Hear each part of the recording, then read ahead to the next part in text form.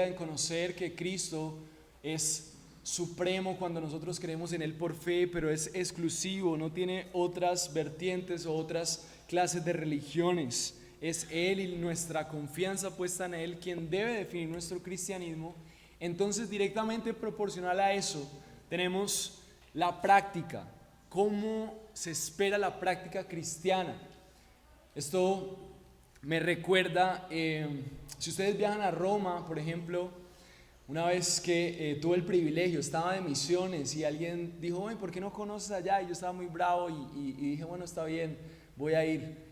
Terminé conociendo Roma y hay algo muy especial en Roma y es el arte que hay en toda la ciudad, incluido ¿cómo se llama? Donde está el Vaticano. Y una de las cosas especiales del Vaticano, muy aparte de la religión, no voy a hablar de eso, es el arte que hay y sobre todo el arte de Miguel Ángel, ¿sí? Y dentro de la iglesia de la Capilla Sixtina, que en cada uno de sus rincones es toda una expresión artística, está decorada por nada más y nada menos que las esculturas más memorables de Miguel Ángel. Y Miguel Ángel tiene una escultura que es la escultura que él y también otros han dicho que es la cúspide de toda su expresión artística, que es la obra de la Piedad. La obra de la Piedad está en el costado derecho de la Capilla Sixtina y es María sosteniendo a Jesús. ¿Y por qué esto es tan? Pueden googlearlo más adelante cuando salga. Es impresionante que de una roca de mármol hayan pliegues tan perfectos de ropa de María en este caso. Se ve como si tuviera movimiento, hay una simetría y bueno, hay tantas cosas detrás. Y cuando él estaba terminando esta obra, cuando Miguel Ángel estaba terminando la Piedad, surgió un rumor. Y es que en Milán había un tal Gobbio que era un artista. La Piedad ya era una figura que estaban retratando otros artistas. Solamente que la de Miguel Ángel superó las expectativas de todos y nunca nadie más ha hecho una escultura en mármol tan espectacular como esa. Y por eso se conoce solamente la de Miguel Ángel, pero si te das cuenta hay muchas obras de la Piedad y de esa figura que tal vez está narrando cómo sería una mujer que tuvo al Salvador, lo ve morir y después lo tiene en sus brazos. Y esto es extrabíblico, pero lo que quiero decir es que lo que pasó con Miguel Ángel en ese momento era un amor por esa escultura, un amor por esa obra de arte. Y surgió un rumor que en Milán había un tal Gobbio que supuestamente le estaban atribuyendo la autoría de esa obra. Entonces imagínense él con todo el esfuerzo de lo que significó hacer la mejor de sus obras y que alguien dijera que lo habían hecho a favor de otra persona, que alguien era el autor. Él nunca había firmado ninguna de sus obras, pero esta es la única obra que él firmó y hay un cinto en María que le atraviesa su pecho que dice Miguel Ángel. Se aseguró de que su mejor obra fuera claro que la hizo él. Esto me recuerda también el cristianismo. Hay muchas cosas que tenemos que hablar del cristianismo: la salvación por fe, la supremacía de Cristo, el cielo, Jesús como el único Dios. Pero si hay algo que Dios quiere que caracterice y que sea la firma de su presencia en la vida de los cristianos, es el amor. Es el amor. Así que así como Miguel Ángel se garantizó que la mejor de sus obras tuviera su firma, Dios quiere garantizar que la mejor de sus obras de salvación a través de Cristo en tu vida tenga la firma, el sello indeleble de su amor. Y por eso la predicación de hoy la he denominado Amados eternamente para amar. Amados eternamente para amar. Hoy vamos a aprender que si nosotros hemos sido amados eternamente por el Señor a través de Cristo en su obra, nosotros estamos diseñados para amar. Y si hay algo que pudieran aprender el día de hoy es esto. Y con esto no podríamos ir tranquilos. Si Dios te ha amado, no hay excusa para no amar. Dios quiere que ames. Y ahora vamos a aprender de qué se trata todo esto. Vamos a leer el texto, el versículo 12 del capítulo 3 de Colosenses dice así: entonces, y cuando dice entonces, hace referencia a que el capítulo 3 empezó así, el versículo 1, volvamos nuestros ojos al versículo 1 del capítulo 3, si ustedes pues han resucitado con Cristo. Entonces de aquí en adelante todo lo que va a empezar a enseñar la carta es como si nosotros hemos confiado en Jesús y hemos resucitado con Él, nuestra vida debe ser coherente a eso.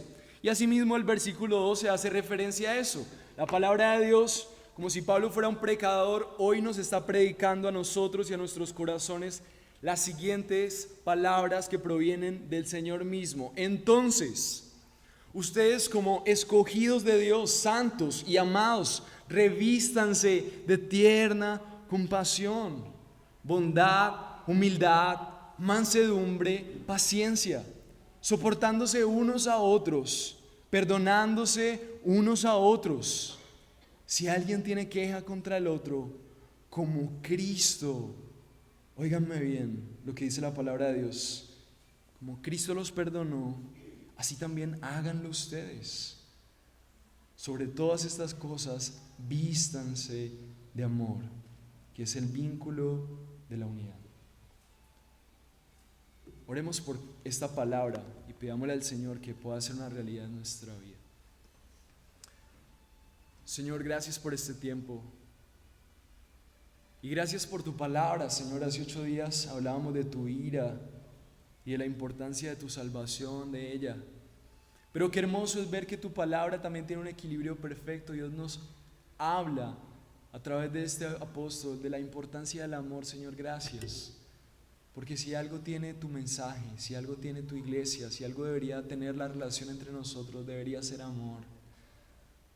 Señor, pero eso es lo que nos hace falta. Te conocemos, pero te conocemos poco. Decimos que te conocemos, pero al no amar, Señor, decimos que no te conocemos.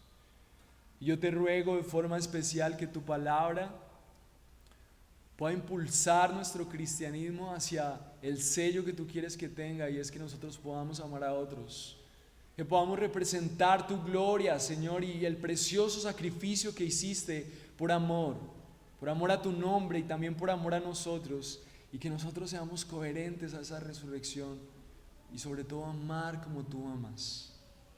Abre nuestros corazones para que hoy nosotros podamos redefinir lo que significa el amor y la manera en la que esperas que vivamos como verdaderos creyentes. Yo te ruego por mi vida, Señor, porque tú sabes cuánto me humilla este tema y cuánto nos debe humillar a todos al ver cuánto amor, la dimensión de tu gracia y los limitados de nuestros afectos hacia ti y hacia nuestros hermanos. Así que te rogamos, Señor Espíritu Santo, enséñanos a amar como tú amas. Te pedimos esto por los méritos de Cristo, Señor nuestro. Amén. Una de las cosas que hemos estado hablando durante el tiempo de Colosenses es acerca de las circunstancias que rodearon la fe de los colosenses. Las creencias helénicas, hablábamos hace 8 días, sus filosofías, sus experiencias místicas, pero hay otro lado de la historia alrededor de la carta de los colosenses y es la vida de Pablo. Pablo, por predicar el evangelio, había sido esclavizado varias veces y en este momento él estaba escribiendo esta carta desde la cárcel. Pero es muy impresionante porque a partir de este momento Pablo está hablando acerca de la soberanía de Dios. Hoy vamos a hablar acerca de eso, de que Dios es soberano, y Pablo podía confiar en la soberanía de Dios desde la cárcel. Él podía confiar en que aún estar en la cárcel era el plan de Dios. Y desde ahí también él empezó a predicar acerca del amor y cómo el amor hacía parte indispensable del plan de Dios. Pablo desde la cárcel se encontró con algo que le permitió juntar estas dos cosas, el amor de Dios y la soberanía de Dios. Hay una escena muy interesante y es que Pablo se encuentra con la historia de Filemón y Onésimo. Hay una carta de las más cortas de Pablo dirigida a Filemón en el Nuevo Testamento. Y resulta que esa carta está pensada para reconciliar a un tal Filemón con un tal Onésimo. Resulta que esta porción en específico en donde Pablo está hablándole a los colosenses acerca del amor, tal vez, según los comentaristas, los estudiosos y lo que podemos ver en el texto, es que Pablo lo que quiere es que el cristianismo sea un cristianismo más práctico de lo que es filosófico o de lo que es teológico, intelectual. Y en la cárcel, Pablo se encuentra con Onésimo. Onésimo era el esclavo del anfitrión de la iglesia de Colosas. La casa donde se reunían los colosenses era la casa de Filemón. Y Filemón era una persona que tenía un buen estatus. Y las personas en ese tiempo, en ese contexto, no eran vistas mal si tenían un esclavo. Antes eso era como una forma de trabajo. Y el esclavo de Filemón era Onésimo. Parece ser que por diferentes circunstancias que la Biblia no nos muestra, Onésimo hizo un gran daño a Filemón. Parece que le robó, dicen algunos comentaristas, pero no fue cosa menor, fue cosa grande. Y en ese contexto, Pablo se da cuenta que es casi imposible ir a la cárcel y encontrarse justo con el esclavo de una persona que vive en otra ciudad, y además que esa persona es el anfitrión de la iglesia a la cual voy a escribirle. Entonces Dios usó las circunstancias de la cárcel para que Pablo desde ahí afirmara la importancia de la soberanía de Dios y la importancia de amar como Dios ama. Y hoy vamos a hablar de esas dos cosas. Dios es soberano, pero Dios usa su soberanía para amarnos soberanamente y que nosotros amemos como Él ama. Y Él ama amando a enemigos, Él ama a gente que le traiciona, Él ama a gente que le trató mal, Él ama a gente que le despreció. Ese es el amor cristiano. Podríamos medir nuestro cristianismo en la manera en la que amamos así. ¿Cuánto nosotros amamos de esa manera? Ser cristiano, podría decir desde la boca de Jesús, es amar a tu enemigo. Pablo quería que la obra maestra del Evangelio estuviera firmada por el amor, con el sello característico de la obra de Cristo, y es un amor por los enemigos. Y hoy quiero que empecemos con un principio, porque vamos a hablar de un tema que siempre es controversial, no importa cuántas veces predique esto, siempre es controversial. Y antes de empezar a explicar el texto, quiero decirles que uno de los atributos más importantes de Dios es la soberanía de Dios. La soberanía quiere decir el control que un Estado, es una palabra usada cuando un Estado tiene control sobre un territorio. Entonces, los límites geográficos son los que limitan la soberanía del gobierno de Colombia, de Alemania, de Estados Unidos. Son sus límites geográficos. Hasta ahí puede actuar su política, hasta ahí puede llegar su ejército, a menos de que haya un tratado y demás. Pero con Dios no tiene límites geográficos. Dios es Dios sobre todo lo que existe, sobre el pasado, sobre el presente, sobre el futuro. Así que si hay algo que nosotros tenemos que reconocer de Dios, es que Dios es soberano. Que Dios tiene el control de cada rincón, de cada asunto, de la historia, del futuro, del presente y el pasado. Él no desea que las cosas malas sucedan, pero de alguna manera que no conocemos, Él tiene el control de todas las cosas. Sin el plan soberano de Dios, el amor de Dios no podría ser real. Si Dios no es soberano, entonces no es Dios. Si Dios no puede tener el control de todas las cosas, entonces nos tenemos que entregar al escepticismo y nos tenemos que entregar al ateísmo, porque no podríamos confiar en un Dios que no tenga el control de las cosas. No podríamos creer en lo que leímos de Apocalipsis ahora, de que algún día Él vendrá y su pueblo descenderá y se encontrará con Él. No podríamos tener esa fe si no confiamos en que Dios tiene el control de los tiempos. La única manera en la que nosotros podamos confiar en Dios es porque Él tiene el control de todo.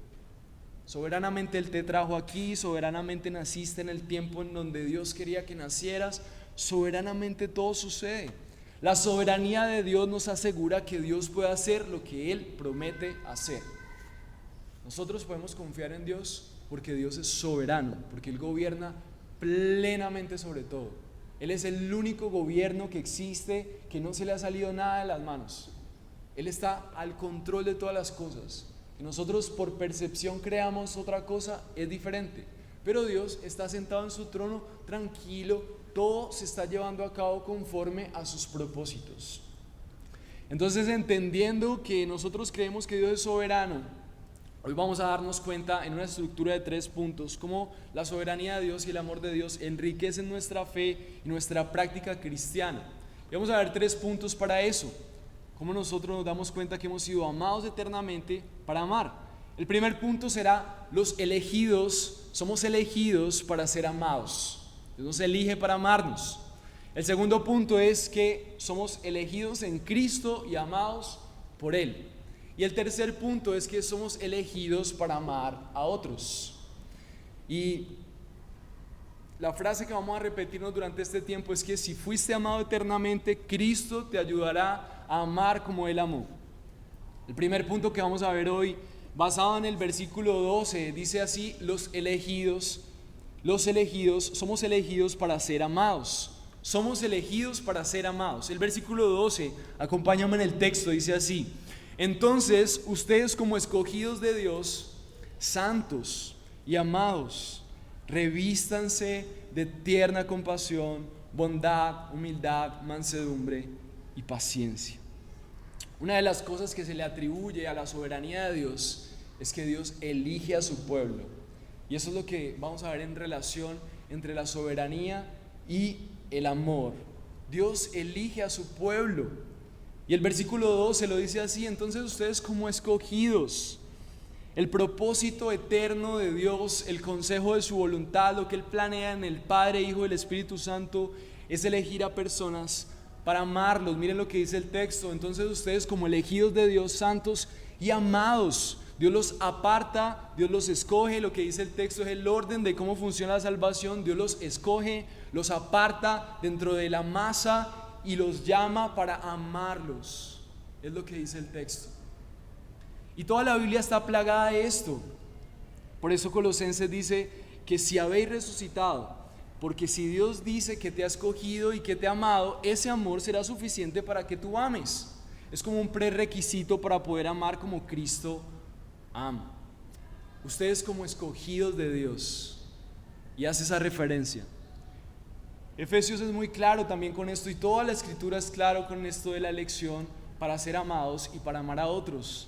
Efesios capítulo 1 versículo 3 dice: bendito sea el Dios y Padre de nuestro Señor Jesucristo, que nos ha bendecido con toda bendición espiritual en los lugares celestiales en Cristo. ¿Según qué? Según nos escogió antes de la fundación del mundo para que fuéramos santos y sin mancha delante de Él en amor. Nos predestinó para adopción como hijos, para sí, mediante Jesucristo, conforme al beneplácito de su voluntad. Entonces este texto lo que nos dice es que Dios, conforme al beneplácito de su voluntad, porque es bueno elegir, entonces elige a personas para amarlos, los predestina. Antes de crear el mundo, Dios ya tiene las personas que Él pensó amar. Así que si tú te sientes amado por Dios, haz fiesta, porque Dios pensó en ti antes de eso. Y si no lo sientes, tu deber es hoy estar en toda la sintonía, creyendo que Dios te trajo a este lugar para que seas hoy amado y apartado para los propósitos de Dios. Apartados para sí en Cristo, mediante Cristo. La clave es Cristo. Cristo va a hacer que las personas que fueron elegidas se sientan amadas mediante Cristo, mediante el Evangelio, mediante su obra. Pero este texto es claro, hay tres palabras: nos eligió en amor y nos predestinó, nos hizo santos, las mismas características. Él nos aparta diferente en amor. Steve Lawson dice en su libro Gracia, dice: Dios escogió a sus elegidos para salvación a través de los designios soberanos de su voluntad. Él los apartó para sí y los escogió para amarlos con amor distintivo. Los elegidos son objetos escogidos del amor especial y redentor de Dios. Él los ama porque ellos lo aman porque Él los amó primero. Él no los ama porque hayan alcanzado alguna condición especial. Más bien, Dios ama a sus elegidos porque simplemente Él decidió amarlos. No hay una razón por la que Dios haga que las personas hagan que Dios los ame. Dios los elige para amarlos. Los creyentes somos amados por Dios, y eso significa que somos los receptores de su amor especial. Fuiste amado eternamente en Cristo, y si has sido amado eternamente en Cristo, Dios a través de Cristo te ayudará a amar como Él amó. Romanos 9, uno de los versículos más claros acerca de la elección y la predestinación. Romanos 9, del 9 al 13. No nos enfoquemos solamente en la predestinación, enfoquémonos en que Dios nos elige para amarnos y para que ese amor que nos da también sea el amor que nosotros demos a otros. Porque la promesa es esta. ¿Cuál es la promesa que nosotros tenemos? Lo mismo que decía Efesios, que desde antes de la creación del mundo, Dios pensó en personas para amarles. Romanos 9, el versículo 9 al 13 dice: porque la palabra de la promesa es esta: por este tiempo volveré y Sara tendrá un hijo. Y no solo esto, sino que también Rebeca concibió mellizos. Está hablando de la historia de Abraham y sus descendientes. Dice que concibió mellizos de uno de nuestros padres Isaac. Dice así, versículo 11: porque cuando aún los mellizos no habían nacido, oigan bien, porque cuando aún los mellizos no habían nacido y no habían hecho nada, ni bueno ni malo, para que el propósito de Dios conforme a su elección permanezca, no por obras, sino por aquel que llama, se le dijo a Rebeca: el mayor servirá al menor, tal como está escrito: a Jacob amé, pero a Esaú aborrecí. Es el propósito de Dios. Dios, de acuerdo a su propósito, elige a personas para amarles. Y esto fue lo que pasó con Jacob y Esaú. Antes de que ellos nacieran, Dios ya sabía a quién iba a amar. Una pareja que adopta, por ejemplo, vemos un orfanato lleno de niños con profundas necesidades. Todos están viviendo situaciones carentes y críticas. Cuando una pareja viene con un espíritu bondadoso y quiere sacar a alguno de esos chicos de ahí y les adopta, la gente celebra porque adoptaron a ese niño. Estuve en una conferencia en donde más o menos el 98% de los niños que son huérfanos nunca van a ser adoptados. Creo que era más. Es una cifra alarmante. Adoptar es algo definitivamente bueno y bondadoso para esta sociedad. Pero resulta que cuando alguien adopta, nadie le dice: ¿por qué no adoptaste a los demás? Celebran su acto de bondad. Eso mismo pasa con Dios. Él nos elige para amarnos, y es evidente en toda la escritura que esa es la forma en la que Él actúa, y esa es la forma en la que busca su propia gloria. Jeremías 27 dice: Jeremías, me sedujiste, oh Jehová, y fui seducido. Más fuerte fuiste tú que yo, y me venciste. Cada día he sido escarnecido, cada cual se burla de mí. No sabemos por qué, no entendemos cómo, pero lo que Dios hace con aquellos que ama es seducirlos primero. Jeremías no estaba palpitando en su corazón para poder hacer la voluntad de Dios. En este contexto, Dios le estaba diciendo a Jeremías: ve y dile a ese pueblo que los voy a condenar, que va a venir plaga sobre ellos, que van a venir a conquistar. Jeremías no quería decirle eso al pueblo, pero Jeremías dijo: me sedujiste. Y esa es la forma en la que el actuar de Dios sucede. Él es el que actúa en nosotros, nos seduce, nos atrae con cuerdas de amor. Nosotros le amamos porque Él nos amó primero. Si no habías escuchado esto, mira otro versículo, Efesios 2:6 dice: y juntamente con Él nos resucitó y asimismo nos hizo sentar en los lugares celestiales con Cristo Jesús. ¿Para qué? Para mostrar en los siglos venideros las abundantes riquezas de su gracia en su bondad para con nosotros en Cristo Jesús. ¿Para qué Dios hace eso? Para mostrar las abundantes riquezas de su bondad. Él nos resucitó, dice Efesios 2:6. Él es el que resucita a la gente. Él es el que les da vida. Él es el que le pone la fe. Él es el que les abre los ojos. Él es. Es evidente. Es evidente que Dios no trató igual a Moisés que al faraón. Es evidente. Es evidente que Dios tuvo misericordia de Moisés y Faraón endureció su corazón. Aún Romanos 9 dice que Dios fue el que endureció el corazón del faraón. Dios decidió bendiciones para Israel, pero no para Persia. Dios decidió que Israel fuera su pueblo y bendijo a Israel, y ahí fue donde estuvo David. Ahí proclamaron la profecía a los profetas, pero Persia no. Dios eligió a Israel. Cristo se apareció a Pablo cuando iba de camino a Damasco, pero a Pilato no. Pilato tuvo a Jesús de frente, pero no pudo verle.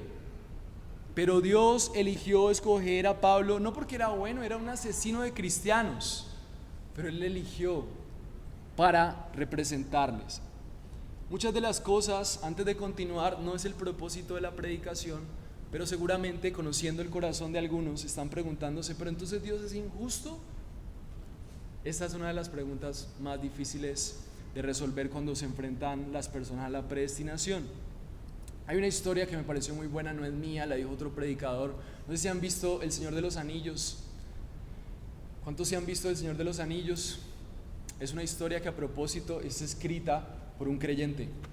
Y hay un un ejército de una gente malvada que son los orcos. ¿Se acuerdan de los orcos? Me acuerdo y me da como repugnancia. Sin olerlos es como si en la pantalla me diera cuenta que huelen feos, son pegajosos, son feos y además son malos. Y son liderados por el ejército del mal y tienen una ciudad mala, oscura. Y hay escenas en donde los personajes del Señor de los Anillos empiezan a competir en cuántos orcos mataron y se ríen. Maté tantos, y uno lo mata a flecha y otro lo mata a espada. Nadie está triste porque mataron a los orcos. Queremos que mueran. Queremos que todos mueran, porque son detestables, porque su corazón tiende al mal, porque toda su realidad está depravada, su mundo es tinieblas, deben morir. Y este predicador hacía referencia a eso con todos los seres humanos no regenerados. Somos como orcos. Tenemos levemente la presencia de Dios, pero nuestra desfiguración es tal que nuestra capacidad de destrucción es peor que la de los orcos. Nuestro pecado y nuestra incapacidad de ver a Dios y sus propósitos hace que todo lo que nosotros planeemos sea de continuo el mal. Lo más justo con la humanidad es que todos fuéramos al infierno. Eso sería lo justo si queremos hablar de justicia. Suena difícil, pero Dios dice que su pueblo debe ser un pueblo santo. Entonces, ¿cómo vemos el amor de Dios ahí?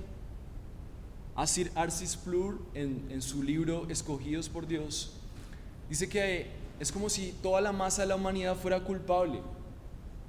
Según los 10 mandamientos, ¿quién es justo? Nadie. Todos somos culpables. Toda la masa de la humanidad es culpable y Dios decide tener misericordia con algunos de esas personas. ¿Qué recibe el resto de personas? ¿Qué recibe? Ellos reciben justicia. Lo justo es que si nosotros no agradamos a Dios, vayamos al infierno y seamos condenados.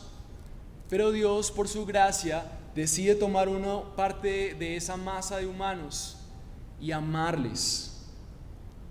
Decide mostrarles su benevolencia. Los otros reciben justicia, los otros reciben benevolencia. Es la manera en la que Dios escogió hacerlo, porque eso lleva a cabo al final de los tiempos que Él pueda llevarse la gloria. Hay un contraste entre oscuridad y luz y muchas cosas que seguramente no podemos entender, pero lo que la palabra de Dios dice es que Dios actúa así, y eso es lo que tenemos que exponer. Y por eso Pablo dice: si ustedes entonces son escogidos por Dios, si son santos, si son amados, revístanse. Si nosotros no tenemos la seguridad de que Dios es quien elige, tampoco tenemos la seguridad de actuar a favor de los propósitos de Dios. Voy a volver a repetir eso. Si no tenemos la seguridad de que Dios es quien elige, tampoco tenemos la certeza de actuar a favor de sus propósitos. ¿Qué quiere decir eso? Pablo no tendría ningún fundamento para decirle a la gente en Colosas: revístete del amor de Dios, porque dependería de sus fuerzas. En un cristianismo en donde siempre eres tú el protagonista de tu historia, tus fuerzas nunca serán suficientes. Pero en un cristianismo en donde Dios te ha elegido para amarte y para darte todo lo que necesitas para representar lo que Él es, su santidad, y que tú seas su pueblo, tú te puedes revestir, porque la obra de Cristo es lo que garantiza. Él me eligió, Él me amó para que ame a otros, para que ame sus propósitos. Entonces, cuando la palabra de Dios en Colosenses dice como escogidos de Dios, santos y amados, es el orden en el que Dios salva. Dice la palabra de Dios: entonces ustedes como escogidos de Dios, santos y amados, Dios los escogió, los apartó y los amó. Lo vimos en los otros versículos. Por si las moscas, otro versículo, 1 Corintios 1:30, pero por obra suya. ¿Por obra de quién la gente es salva? ¿Por sus ganas de buscar a Dios?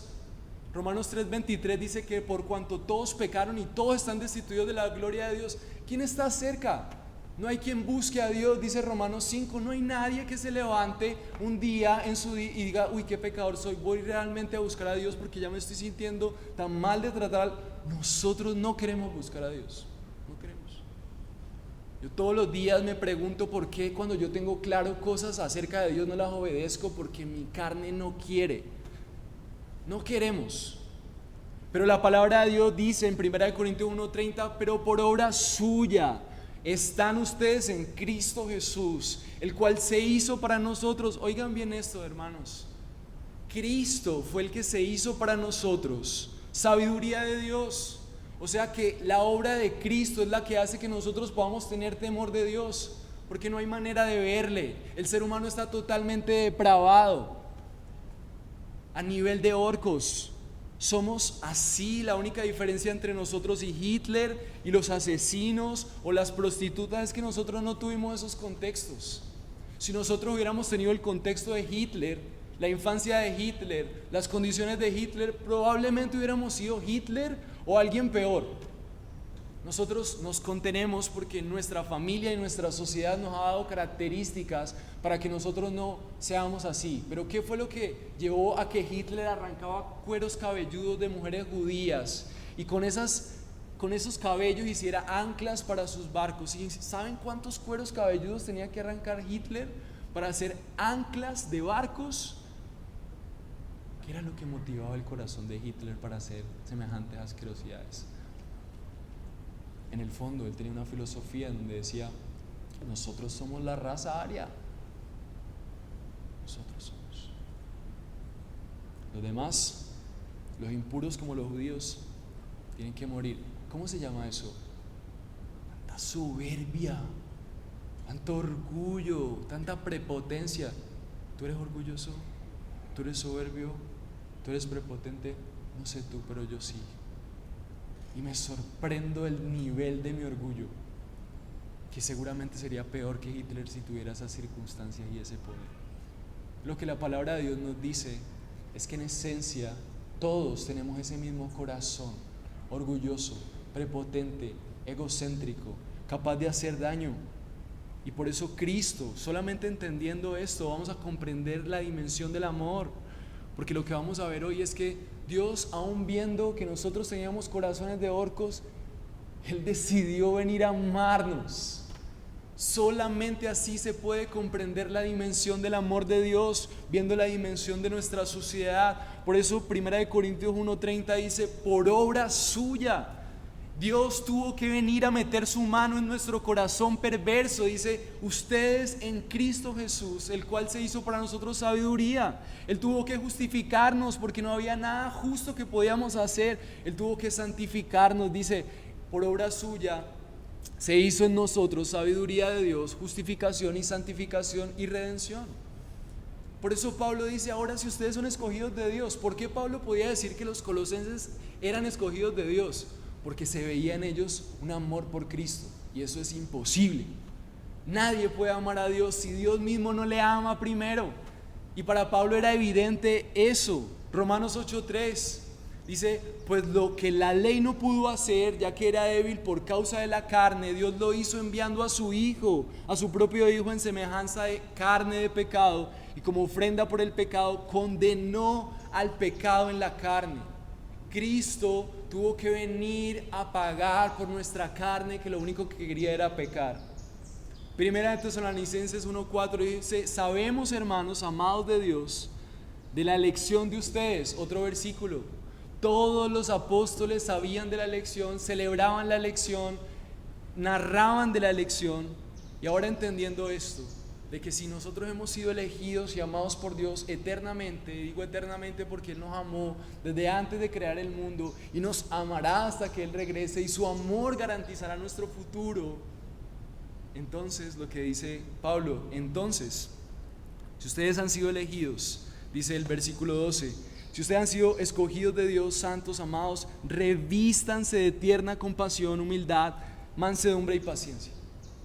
Esta clase de amor que está narrando aquí Pablo solamente es posible en aquellos que han sido elegidos para ser depositores o esos destinatarios del amor de Dios.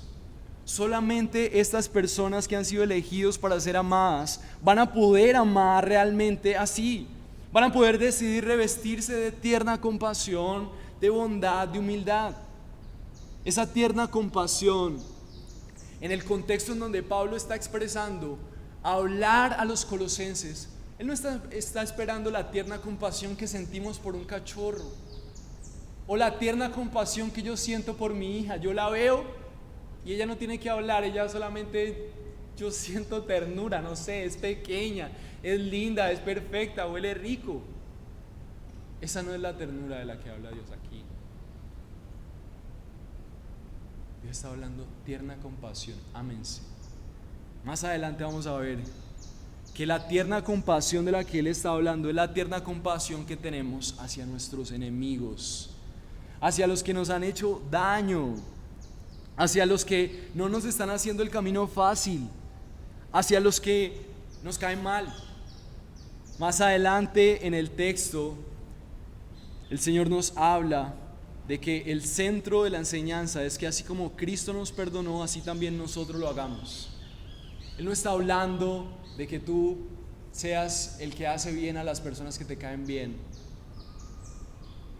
Él está hablando de que te revistas de la tierna compasión que solamente tienen aquellos que han sido amados por Dios. Esa tierna compasión es como un deseo ardiente en tu corazón de ver a la otra persona mejor.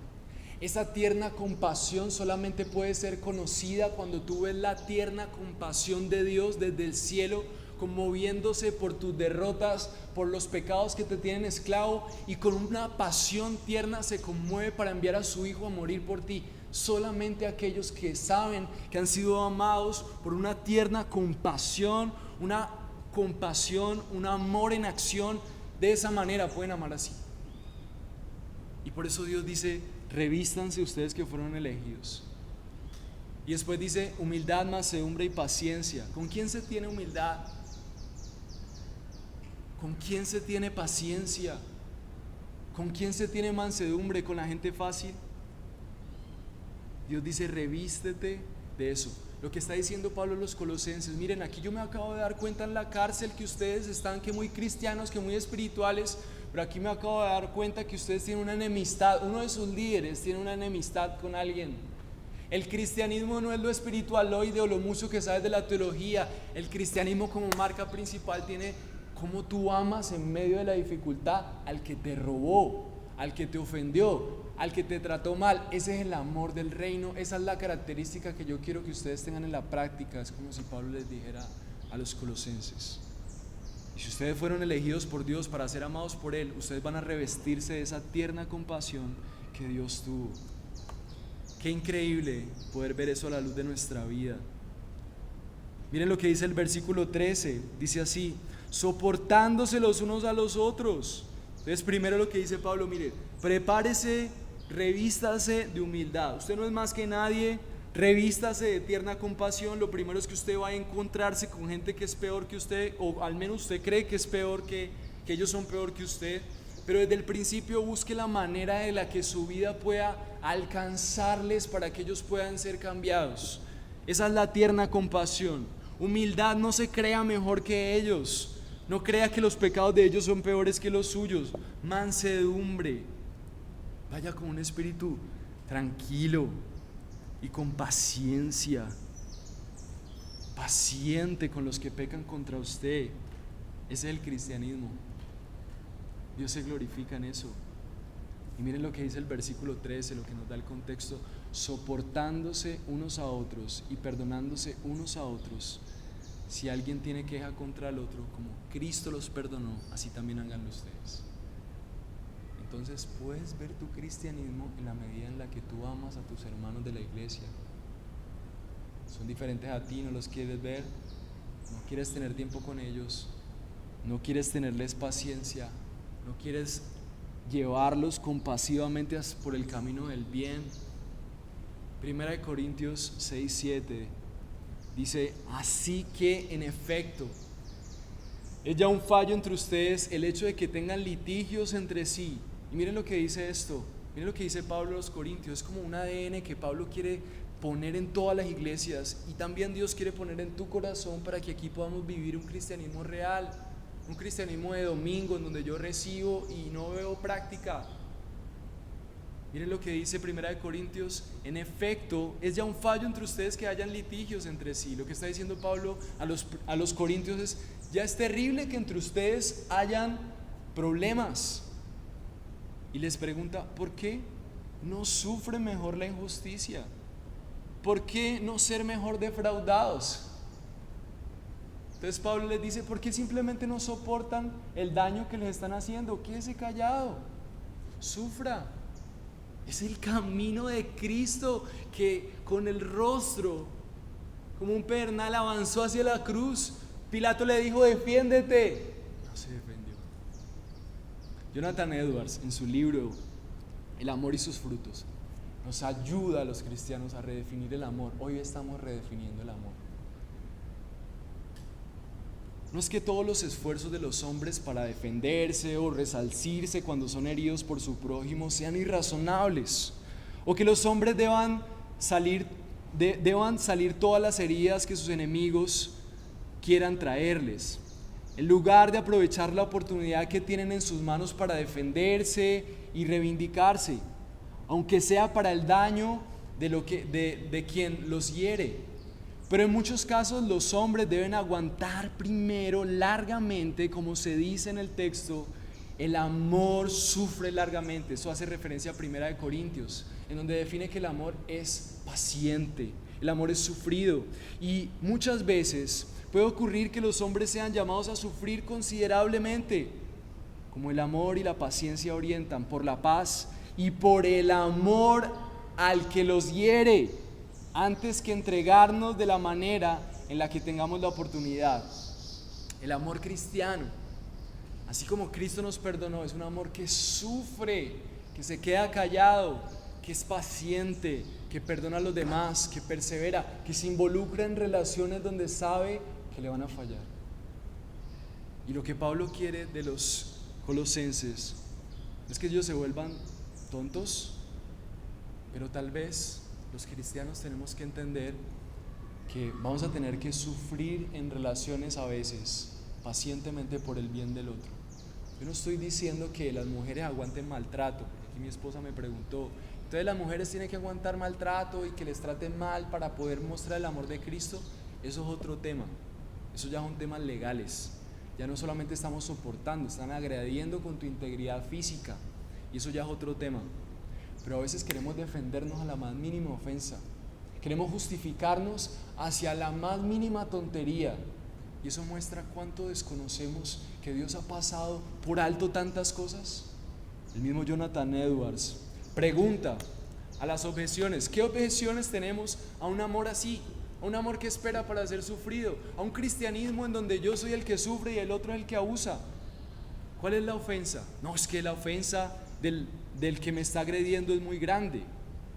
Y Jonathan Edwards nos pregunta, dice: ¿piensas que las heridas que Dios ha recibido son más intolerables que las que usted ha recibido? ¿Piensas que las heridas que tú has recibido son más viles, irreales e ingratas, agravadas y atroces, y más en número que cualquier caso que las heridas provocadoras que Dios ha recibido de tu parte? ¿No esperas que Dios tenga compasión y soporte todo de ti y te perdone y te dé amor siempre? Cristo te ha visto como un enemigo malvado porque hemos actuado en contra de Él, pero Él decidió soportarlo y a través de su Hijo solucionar el problema. Sufrió la muerte, no decidió castigarte. ¿Acaso nosotros no aprobaríamos que Cristo muera por alguien como nosotros? Si nos preguntan: ¿tú quisieras que Cristo muriera por alguien como tú? Entonces diríamos: claro que sí. Nos gustaría que Dios tuviera paciencia con nosotros. Todos los días pedimos misericordia. Si esto es excelente y digno de ser aprobado, entonces ¿por qué nosotros no perdonamos y somos pacientes con los demás? Si eso es lo que le estamos demandando a Dios todo el tiempo: misericordia, paciencia, gracia, favor, bendiciones. Pero al más mínimo entonces error de las otras personas lo reprochamos. Una muestra de no conocer el amor de Dios. ¿Estarías dispuesto a que en un futuro Dios no tenga que soportar las heridas atroces de ti? Y entonces oirías y le dirías a Dios que si alguna vez lo injurias de alguna manera tan intolerable, ¿no te tendrá que soportar? No estaríamos pidiéndole a Dios que no nos soporte. Estaríamos todo el tiempo diciendo: Señor, por favor, ten paciencia, sopórtame mis tonterías, sopórtame mis pecados. ¿No se pisoteó al Hijo de Dios más de lo que usted ha sido pisoteado y será pisoteado durante toda su vida? ¿Y es acaso peor que los hombres te pisoteen a ti, que pisoteen y que hayan pisoteado a Cristo? No es peor. ¿Y nosotros quiénes somos? Necesitamos cuestionarnos esto. Lo que nos va a animar a seguirlo haciendo, Romanos 12, versículo 19 y 20, dice: amados, nunca tomen venganza ustedes mismos, sino que den lugar a la ira de Dios, porque Cristo está: mía es la venganza, yo pagaré, dice el Señor. Pero si tu enemigo tiene hambre, dale de comer, y si tiene sed, dale de beber, porque haciendo esto, carbones encendidos amontonará sobre su cabeza.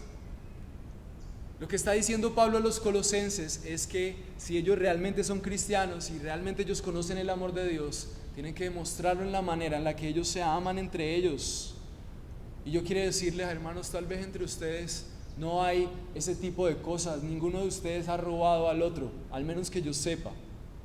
Al menos que por equivocación, como yo, que me llevé el libro de Juanse. Pero estoy seguro que la falta de sinceridad, que la hipocresía, que el rencor, que el orgullo, que la falta de humildad está entre nosotros. Estoy seguro, porque lo está en mí.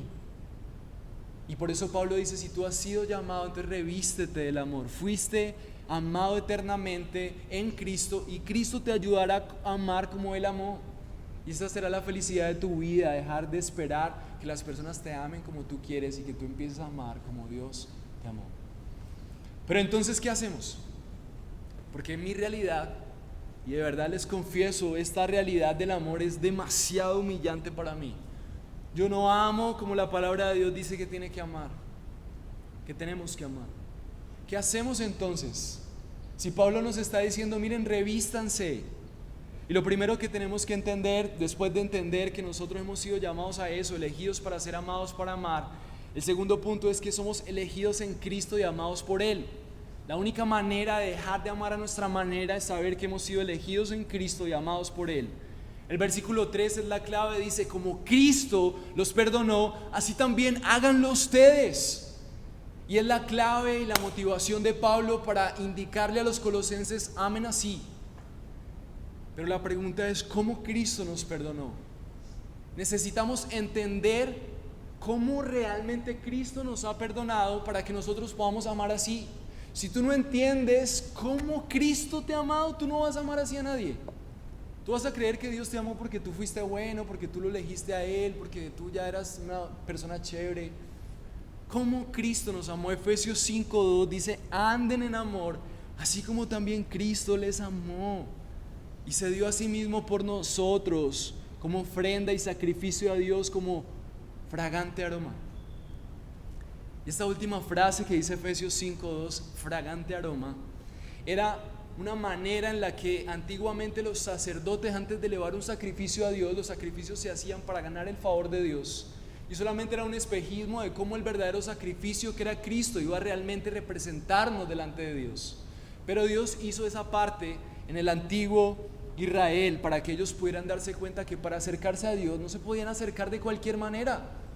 Entonces los sacerdotes, con un corazón arrepentido, traían ofrendas de olor grato a Dios.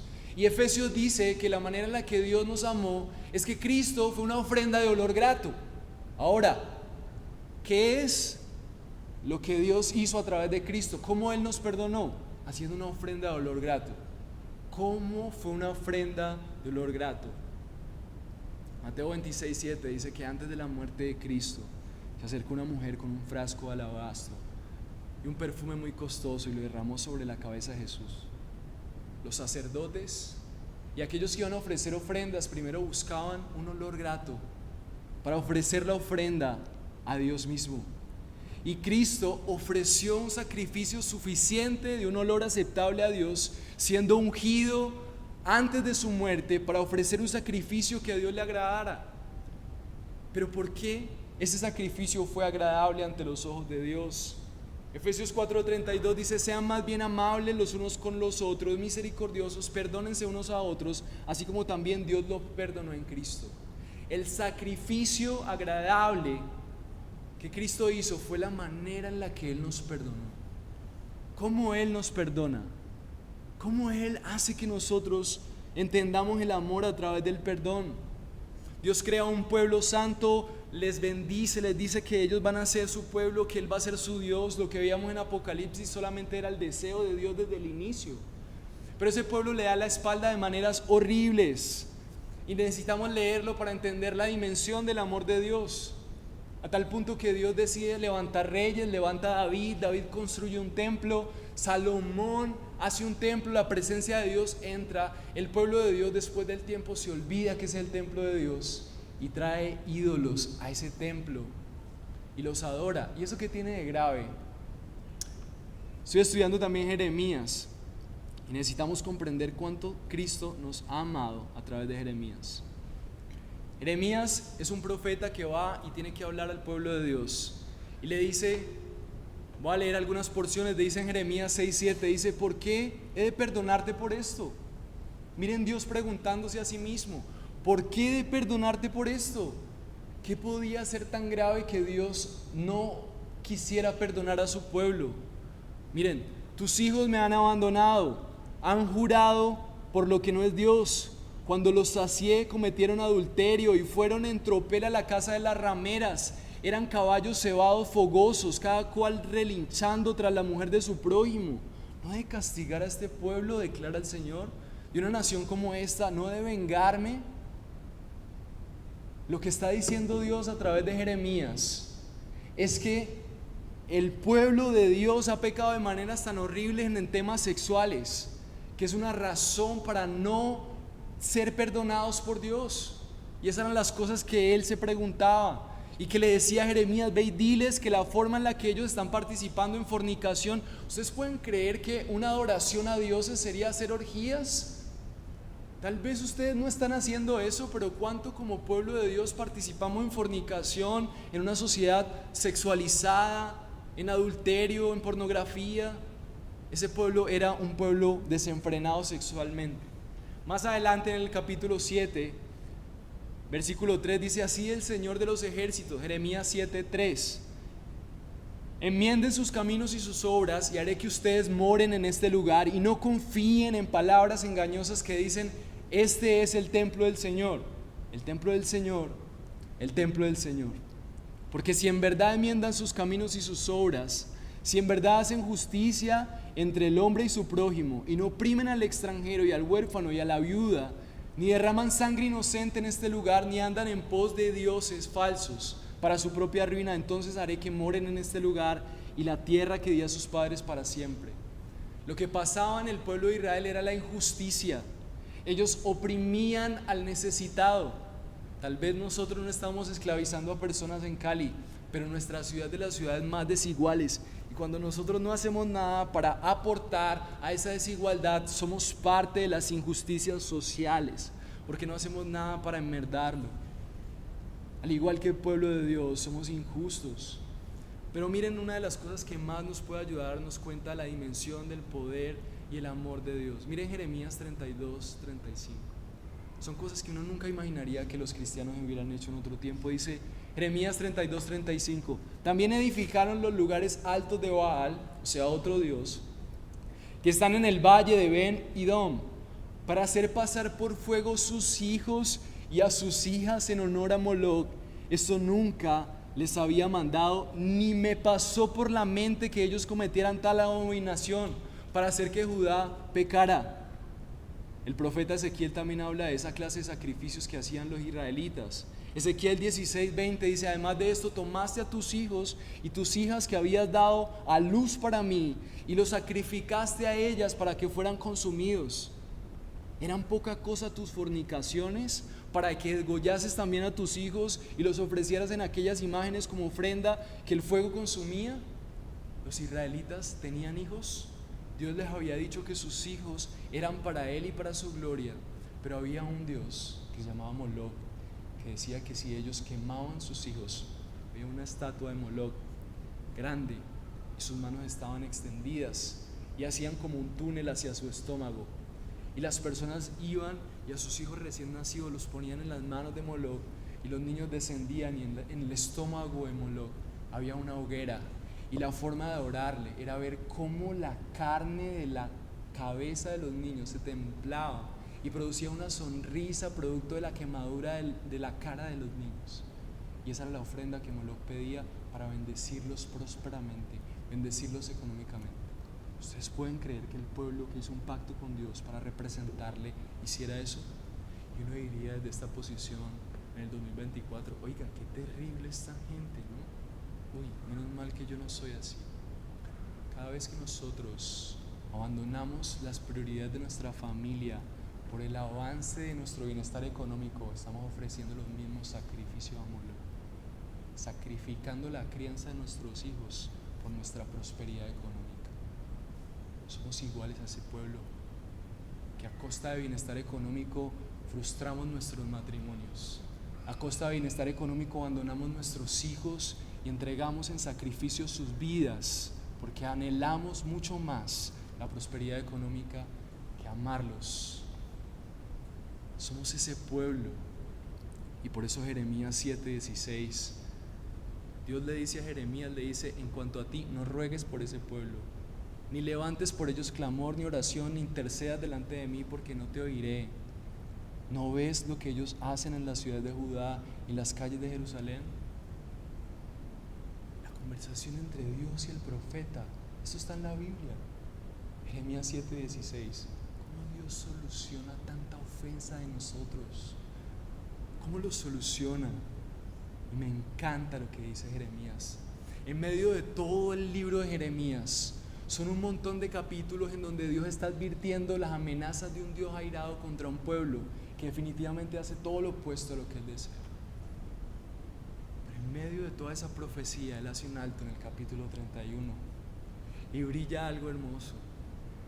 Y entonces, como si fueran las palabras que está narrando Colosenses, esa tierna compasión de Dios, y dice Dios en medio de las amenazas, en medio de su pueblo idólatra, en medio de que su propio pueblo en su propio templo adora a otros dioses. ¿Se imaginan tales asquerosos sacrificios en el pueblo de Dios, en el templo que Dios instituyó para la adoración solo a Él? Hacemos eso mismo nosotros, cuando en lugar de adorarle a Él venimos aquí adorando a Moloch. Bendíceme, como si Dios fuera Moloch. Venimos aquí con nuestras inquietudes y con nuestras faltas de realización, cantándole a un Dios amañado a nuestra manera. Eso es idolatría. Puedo adorar a Dios y a Él no le importa si yo estoy en pecado, yo no me importa si parezco cristiano, yo estoy aquí. Es lo mismo que hacían ellos. Pero miren el corazón de nuestro Dios, y Él hace un alto. Dice: ¿no es este Efraín mi hijo amado? ¿Saben quién era Efraín? Era el hijo favorito de José, y de él viene la descendencia del pueblo de Dios. Y es como si él mirara como yo miro a mi hija. Dios mira a esa gente que está haciendo esas cosas asquerosas, al igual que tú, al igual que yo, y dice: este no es mi hijo amado, no es este mi niño encantador.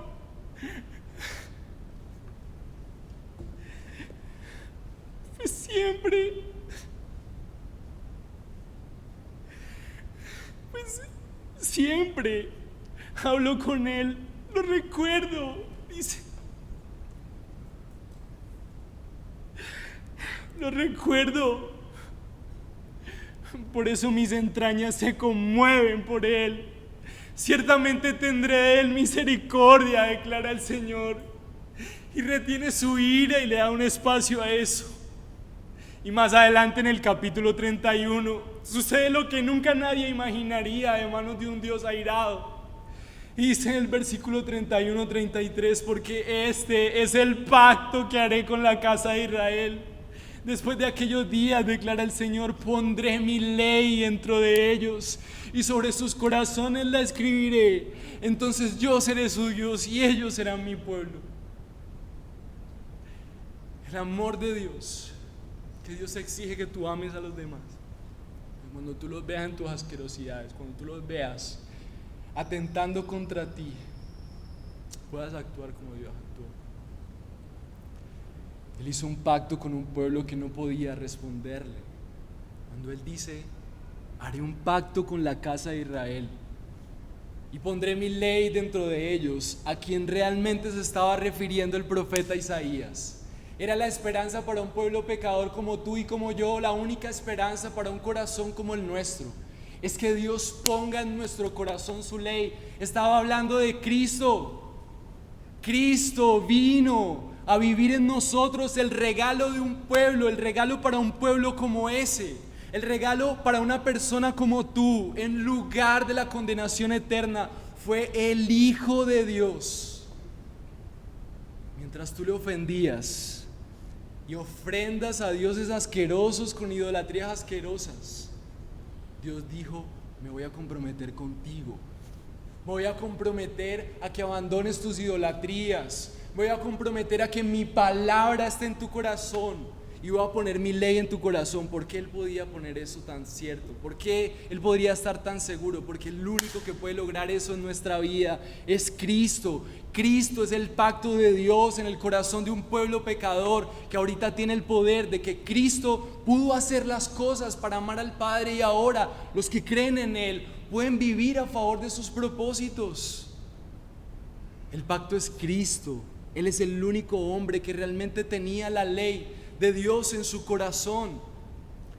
Y por eso Pablo libremente puede decirle a pecadores como tú y como yo en Efesios 5:2: anden en amor, como Cristo les amó. Ahora entendemos cómo Cristo nos ha amado. Cristo no nos ha perdonado cosas menores. Se dio a sí mismo por nosotros como ofrenda y sacrificio a Dios, como olor fragante. ¿Saben por qué Cristo tuvo que hacer un sacrificio fragante? Porque Cristo tuvo que vivir una vida perfecta y decir: aquí está el verdadero representante de la humanidad de Dios. Porque nuestro olor para Dios no era agradable. Nuestro olor producía ira. Aún venimos a la iglesia a adorar nuestros ídolos falsos. Primera de Juan 3:16 dice: en esto conocemos el amor, en que Él puso su vida por nosotros. También nosotros debemos poner nuestra vida por los hermanos. Cuando yo entiendo de lo que he sido perdonado, yo empiezo a perdonar a la gente. Yo empiezo a tenerles misericordia. Yo empiezo a ver que la persona que está al lado mío no está tratando de hacerme daño, es su corazón perverso, son sus idolatrías.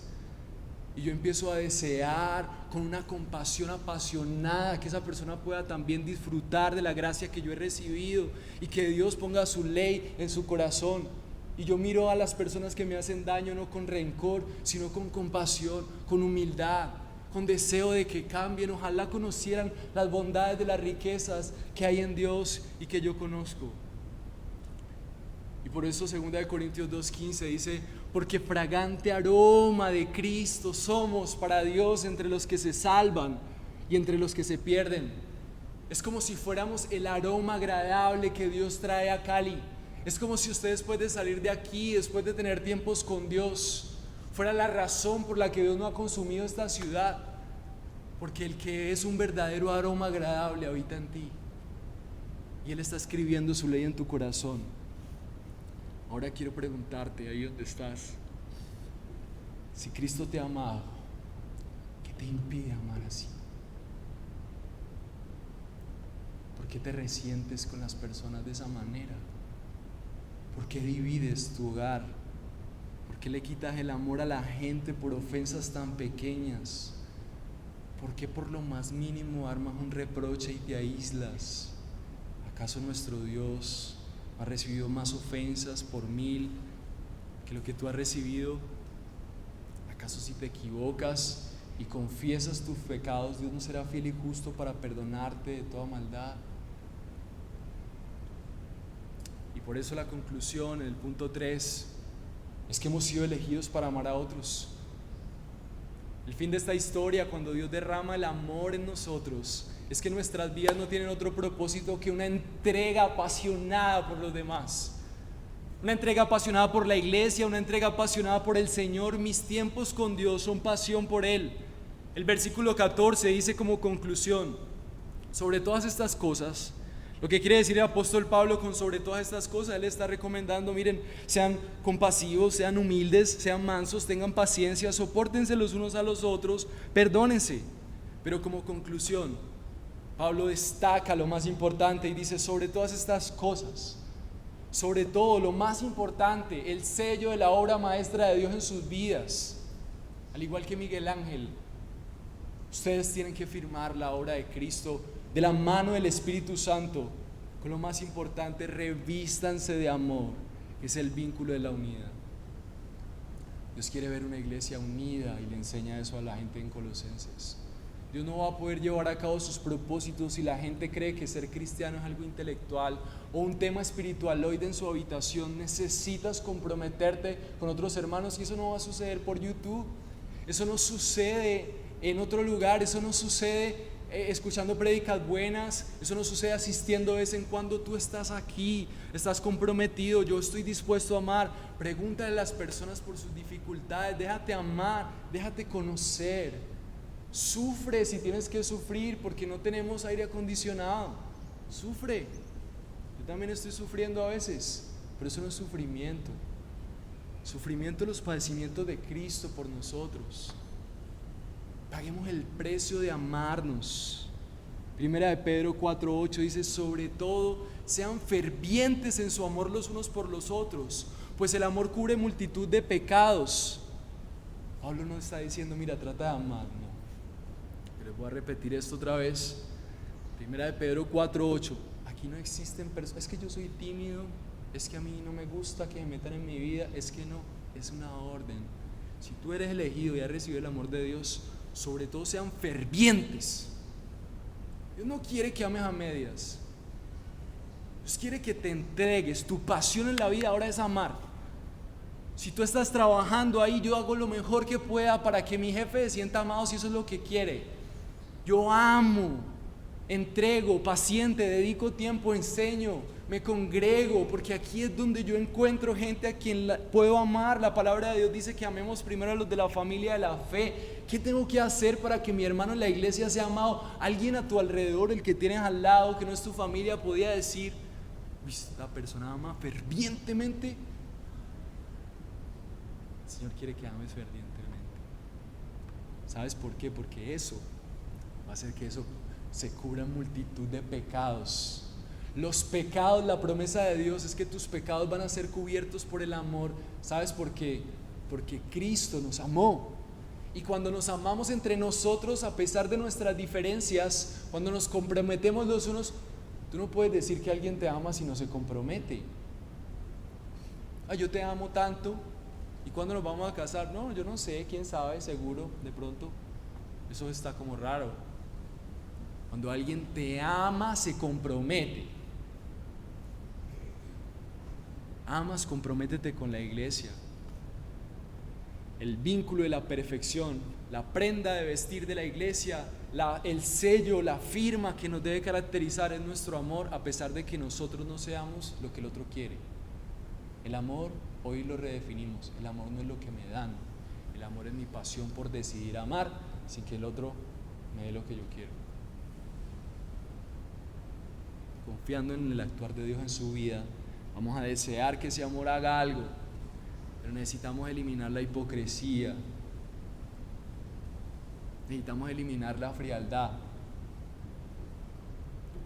Hace poco hablaba con un pastor que decía: llegó mi hijo y salió y vino, se sentó con nosotros, cenó y no dijo nada.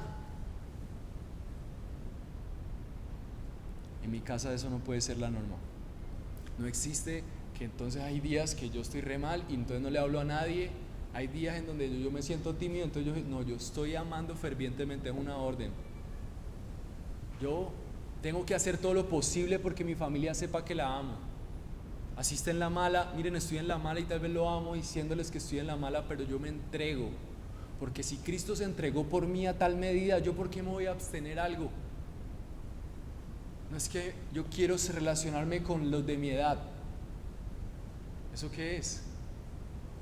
Pónganle ustedes el nombre. Yo quiero relacionarme con los de mi estrato. Yo no quiero comprometerme. Entrégate. Si eres escogido por Dios, ama como Cristo te amó. Mateo 5:44, pero yo les digo, amen a sus enemigos y oren por los que los persiguen. ¿Quién de aquí es tu enemigo? ¿Cuánto más deberíamos amar a nuestros hermanos?